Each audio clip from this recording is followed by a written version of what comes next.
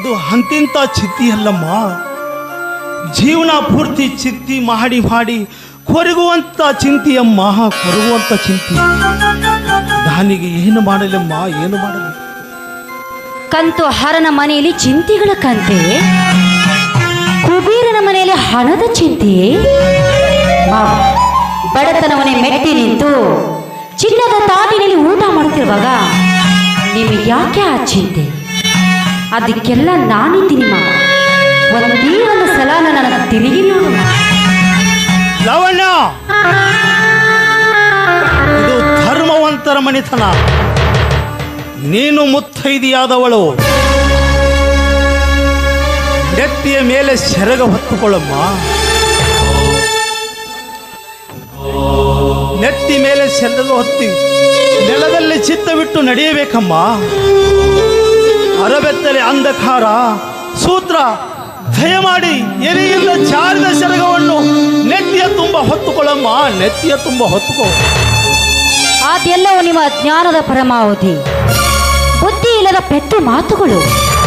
ಬಾಬಾ, ಬದುಕೆಂಬುದು 3 ದಿನದ ಸಂತೆ. ಆ ಸಂತೆಯಲ್ಲಿ ಒಂದೇ ಒಂದು ಸಲ ನನ್ನ ಮಾತನ್ನು ಕೇಳಿದ್ರೆ ಧರ್ಮರಾಜ್ಯನಾದ ನೀವು ಮಹಾರಾಜ್ಯನಾಗಿ ಮೆರೆಯಬಹುದು.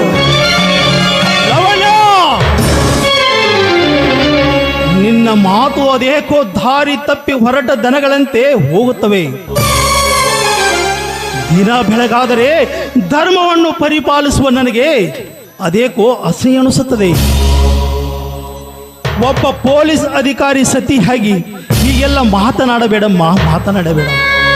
ನೀನು ಒಳಗೆ ನಡೆ, ನಾನು ಸ್ವಲ್ಪ ಹೊಲಕ್ಕೆ ಹೋಗಿ ಬರುತ್ತೇನೆ.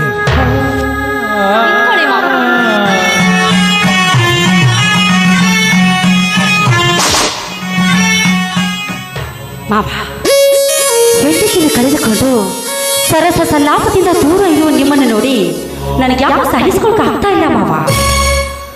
ವೈಭವ ರಾಜ್ಯನಿಗಿಂತಲೂ ಸುಂದರವಾಗಿ ಕಾಣುವ ನಿಮ್ಮನ್ನು ನೋಡಿ ನನಗೆ ಸುಮ್ಮನೆ ಇರುವುದಕ್ಕೆ ಆಗ್ತಾ ಇಲ್ಲ ಮಾವ.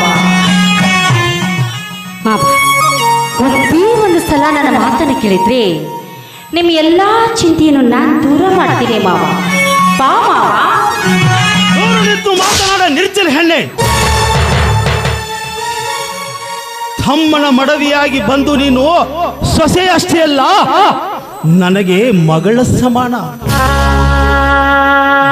ನಾನು ಏಕ ಪತಿ ಋತುಸ್ಥ ಶ್ರೀರಾಮಚಂದ್ರನ ನಿಜ ಭಕ್ತನಿದ್ದೇನೆ. ನಾನು ನಿತ್ಯ ದಾರಿ ಹಿಡಿದು ಹೊಂಟರೆ ಮುತ್ತೈದೆಯವರು ನೆತ್ತಿಯ ತುಂಬ ಸೆರಗ ಹೊತ್ತು ದೇವರೇ ಬಂದಾರೆಂದು ದಾರಿ ಬಿಡುತ್ತಾರೆ. ಅಂಥದರಲ್ಲಿ ನಿನ್ನ ಕೆಟ್ಟ ಆಲೋಚನೆ ಮಾಡಿ ನನ್ನ ಹೆಸರನ್ನು ಕೆಡಿಸ್ತೀಯಾ?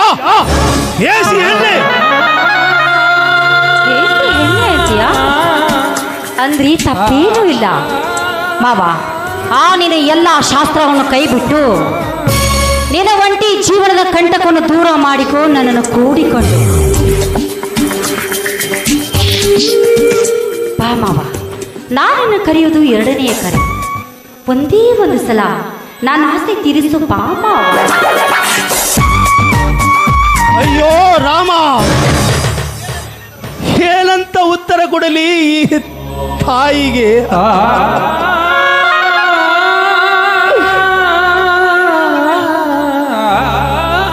ತಾಯಿ ಲವಣ್ಯ, ನಿನಗೆ ಕೈ ಮುಗಿದು ಕೇಳಿಕೊಳ್ಳುತ್ತೇನಮ್ಮ, ಕೈ ಮುಗಿದು ಕೇಳಿಕೊಳ್ಳುತ್ತೇನೆ. ಇದೀಗ ನುಡಿದ ನುಡಿಯನ್ನು ನುಡಿದು ನನ್ನ ರಕ್ತ ಸಂಬಂಧಕ್ಕೆ ಧಕ್ಕೆ ತರಬೇಡಮ್ಮ, ಧಕ್ಕೆ ತರಬೇಡ.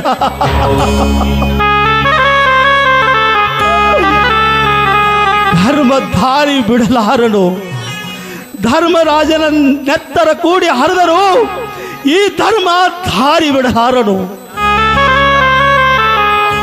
ಸಾಲ ಮಾಡಿ ಉಂಡರೆ ಎಂದಲ ಉಂಡಂತೆ, ತಂದೆಯ ಗಳಿಕೆಯಲ್ಲಿ ಉಂಡರೆ ಹಳಸಿದ ಅನ್ನವ ಉಂಡಂತೆ ಅಂದಾಗ ಈ ಧರ್ಮರಾಜ್ ತನ್ನ ಸ್ವಂತ ಹಕ್ಕಿನಲ್ಲೇ ಬಂದವನು. ಹಿಂದಕ್ಕೆ ಪಡೆದುಕೋ ಆ ನಿನ್ನ ಎಂಜಲ ಮಾತುಗಳನ್ನು. ಮಾತನ್ನು ಹಿಂದಕ್ಕೆ ತೆಗೆದುಕೊಂಡು ಅನಾಹುತಕ್ಕೆ ಗುರಿ ಆಗಬೇಡ. ಇದೇ ನಿನ್ನ ಅಂತಿಮ ನಿರ್ಧಾರವಾದ್ರೆ ನನ್ನ ನಿರ್ಧಾರವೇ ಬೇರೆಯಾಗಿರುತ್ತೆ.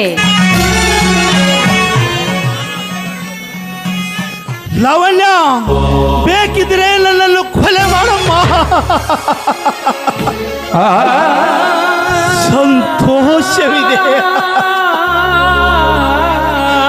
ಆದರೆ ವಿಷ ತುಂಬಿದ ಬಂಗಾರ ಪಾತ್ರೆಗಿಂತ ಜೇನು ತುಂಬಿದ ಮಣ್ಣಿನ ಮಡಿಕೆಯೇ ಲೇಸು. ಅಂತ ಪವಿತ್ರ ಮಡಿಕೆಯನ್ನು ನನ್ನ ಬಿಟ್ಟು ಬಹುದೂರ ಹೋದಾಗ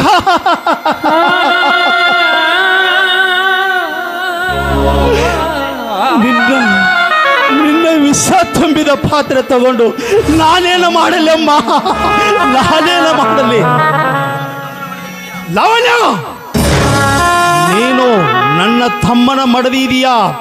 ಮೇಲ್ಮೇಲೆ ಎಚ್ಚರವಿರಲಿ.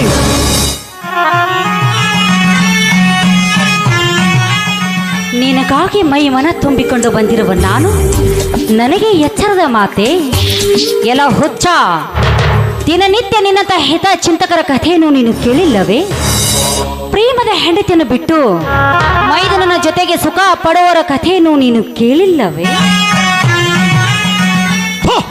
ಅದು ನಿನ್ನಂತ ನೀತಿಗೆಟ್ಟಿ ಹಣ್ಣೆಲೆ ಇರಬೇಕು. ಇರ್ಬಹುದು, ನನ್ನಂಥವಳು ಇರ್ಬೋದು, ಒಪ್ಪಿಕೊಳ್ತೀನಿ. ಆದ್ರೆ ಮಾಡಿಕೊಂಡ ಹೆಂಡತಿಯನ್ನು ಬಿಟ್ಟು ಮಗನ ಹೆಂಡತಿಯೊಂದಿಗೆ ಸುಖ ಪಡೆಯೋ ನಿನ್ನಂತ ಧರ್ಮವಂತರ ಎಷ್ಟಿಲ್ಲ ಈ ಸಮಾಜದಲ್ಲಿ. ಲಾವಣ್ಯ,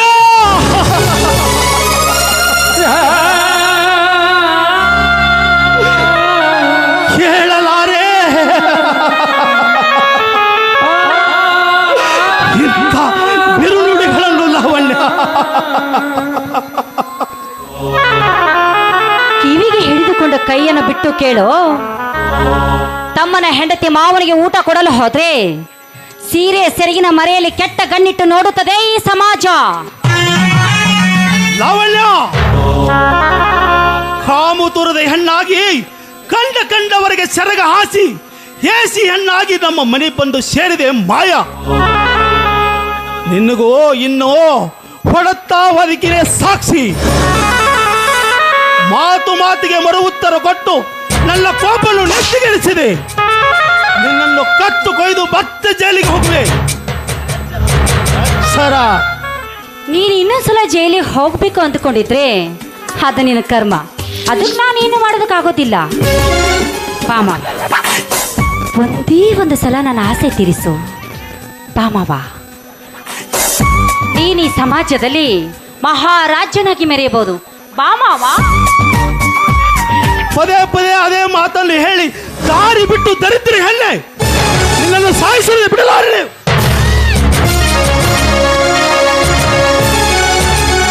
ಅಣ್ಣ,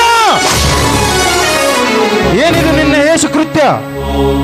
ಹೋಯ್ತ್ರಿ, ಮಾನ ಮರ್ಯಾದೆ ಎಲ್ಲ ಹಾಳಾಗೋಯ್ತ್ರಿ. ಏನ್ರಿ, ನೀವೇನಾದ್ರೂ ಸರಿಯಾದ ಸಮಯಕ್ಕೆ ಬರ್ತೀತ್ರಿ? ನಿಮ್ಮನ್ನ ಅದನ್ನೆಲ್ಲ ನನ್ನ ಶೀಲದ ಹಾಳು ಮಾಡಿಬಿಡ್ತಾ ಇತ್ತು. ನಾನು ನಿಮ್ಮ ತಮ್ಮನ ಹೆಂಡತಿ, ನನ್ನನ್ನು ಏನು ಮಾಡಬೇಡ ಅಂತ ಎಷ್ಟೇ ಕೇಳಿದ್ರು ನನ್ನನ್ನು ಬಿಡಕ್ಕ ತಯಾರಿಲ್ರಿ ನಿಮ್ಮನ್ನ.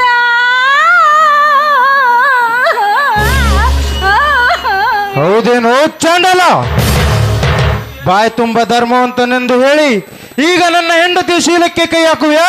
ನೀಚ, ಪಾಲು. ತಮ್ಮ, ಸೋದರ,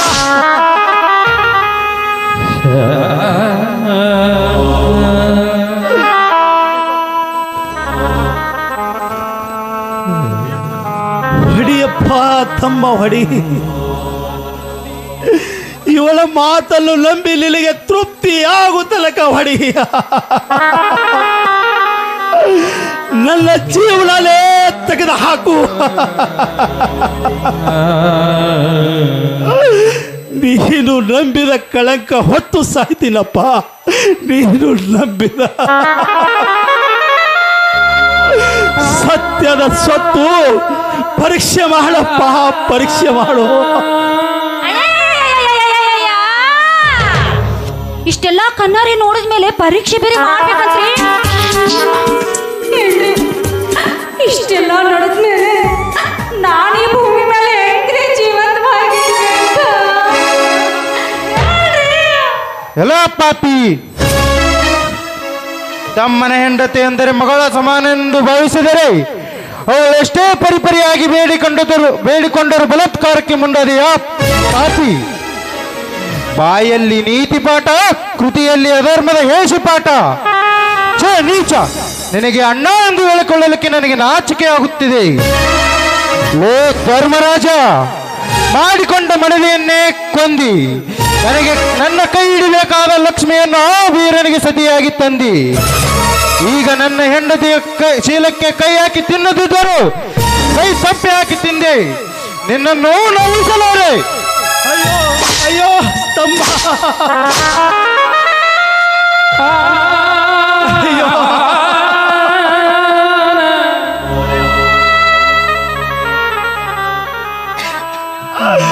ಅಯ್ಯೋ,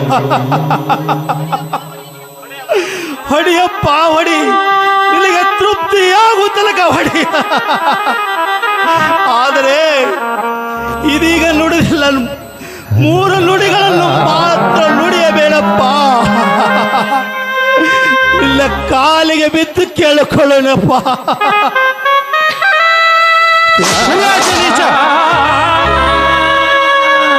ನಿನ್ನ ಅಪವಿತ್ರ ಕೈಗಳಿಂದ ನನ್ನ ಪವಿತ್ರ ಪಾದವನ್ನು ಮುಟ್ಟಬೇಡ. ಏಕೆಂದರೆ ಉಣ್ಣುವ ಅನ್ನವನ್ನು ಮತ್ತು ಕಕ್ಕಸವನ್ನು ಒಂದೇ ಬಗೆಯಲ್ಲಿ ಸ್ವೀಕರಿಸಿ